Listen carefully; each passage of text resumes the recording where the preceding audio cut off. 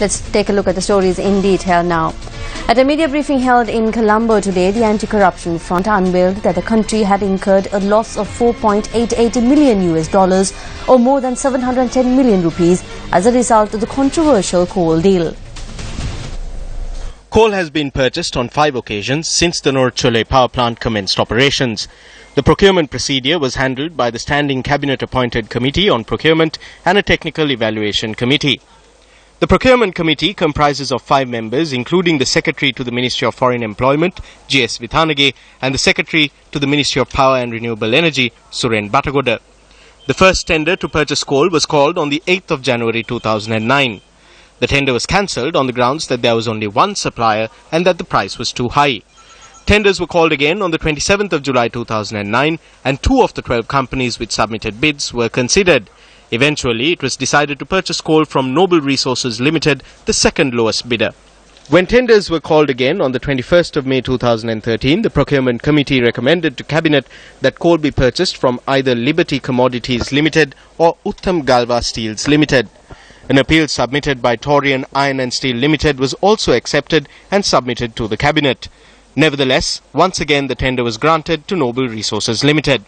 Incidentally, in this case too, Noble Resources was not the lowest bidder. Tenders to supply coal were called again on the 18th of June 2014.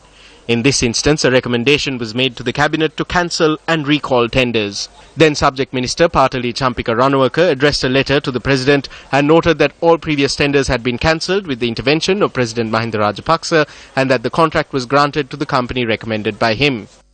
Torian කියන්නේ Mahinda Rajapaksa මහත්තයාගේ පුංචි පුතා.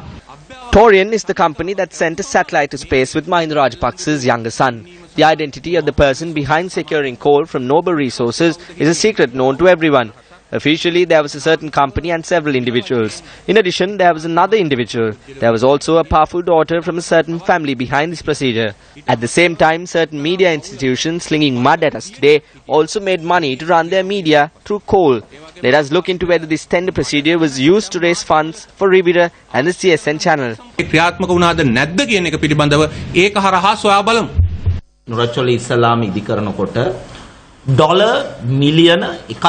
When the Noruchole plant was constructed, a sum of $1.5 million was paid as charges of the Sri Lankan agent by the company which undertook construction.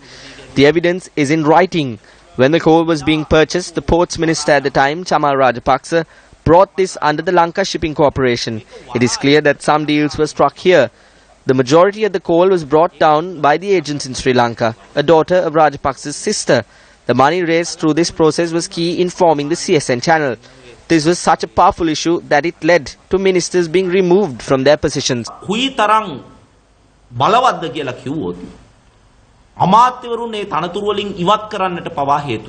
the 5th tender was called, Minister Patali Champika Ranawaka had recommended to the President that a spot tender procedure be used instead of the corrupt procurement process.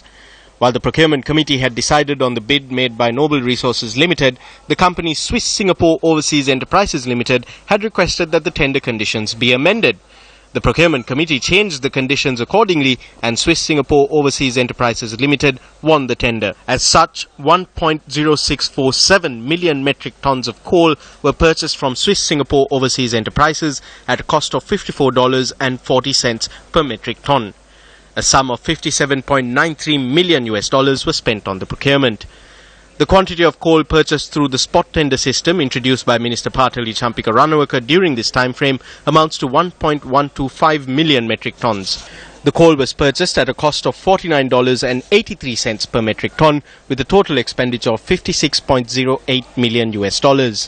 Accordingly, the Ministry of Power and Energy spent a sum of $114.008 million in this time frame to purchase 2.9 million metric tons of coal. However, if the coal had been purchased under the spot tender system at a cost of $49.83 per metric ton, the expenditure would only have been $109.12 million. The Anti-Corruption Front pointed out at a media briefing held today that the country had lost an opportunity to save $4.88 million as a result of this deal. බලහා බලශක්ති අමාත්‍යාංශය අපිට ආරාධනා කරා සාකච්ඡාව. මේ සාකච්ඡාවට ගියායින් පස්සේ අපිට කරුණු The Ministry of Power and Energy invited us for talks and we attended these talks. The Secretary and the General Manager of the Electricity Board, that is the General Manager and Suren Batagoda, are two of the 5 officials against whom allegations have been made via the Supreme Court's order. When we went to the ministry, the situation we were faced with was like asking thieves for the story. They made a presentation to us with 26 slides. The 2 people who failed to answer to the country when the Auditor General highlighted a misappropriation amounting to 1.8 million rupees are now trying to tell us that this deal was profitable. The profit according to them is $342,833.4. We are prepared to speak even only on the basis of slides number 25 and 26. If the spot tender was followed instead of purchasing from the Swiss company, if it was purchased at $49.83 instead of buying it at $54.40, then a sum of $4.88 million could have been saved. 4.40ට ගන්නේ නැතුව 49 සත 83ට ගත්තා නම් ඉතිරි වන මුදල dollar මිලියන 4.8යි. When Noble Resources Limited filed a petition with the Supreme Court, the bench noted that the actions of the Standing Cabinet-appointed Procurement Committee had shocked the conscience of the court. While the Auditor General has made 2 audit queries into this corrupt deal on 2 prior occasions, the Ministry of Power and Renewable Energy is yet to respond. බටකොඩ මහත්තයා අඩුම ගානේ ඇමතිවරයාටත් At the very least, Batagoda has not even informed the Minister, the Deputy Minister or the parliamentarians until recently that an audit query was made on the 19th of January. If they had responded to the first audit query accordingly, then a large sum of money could have been saved for the country. Secondly, it is possible that this order would not have been made by the Supreme Court. Batagoda is unable to respond to the audit query. The reason behind this is that Lanka Coal Company and many engineers at the Electricity Board maintain that there has been fraud in this deal. මේ ගනුදෙනුවෙන් වංචාවක් සිදු වෙලා තිබෙනවා. විගණනාධිපති වාර්තාවට පිළිතුරු සැපයීම හිතාමතා මගහැරලා තියෙනවා. They have deliberately refrained from responding to the Auditor General, and this by itself is enough to indicate that there has been some underhand activity here. These ministers and officials have forgotten that the people gave a mandate to work against fraud and corruption. We clearly know that while a political revolution occurred on the 8th of January, these officials are continuing with their well-planned scams as usual. These have not stopped. It appears to us that the ministers in the current good governance regime are even more supportive of these activities than the ministers in Mahinda Rajapaksa's regime. පක්ෂ රජයේ ඇමතිවරුන්ට වඩා හොඳින් ලබා දෙන බව තමයි අපිට මේ කාරණාවලින් පැහැදිලි වෙන්නේ. When Newsfirst made inquiries regarding the coal deal, the Secretary of the Ministry of Power and Energy, Suren Batagoda, noted that the subject minister would be making a special statement in Parliament on this matter next week. He added that he would not comment on the matter until then. TV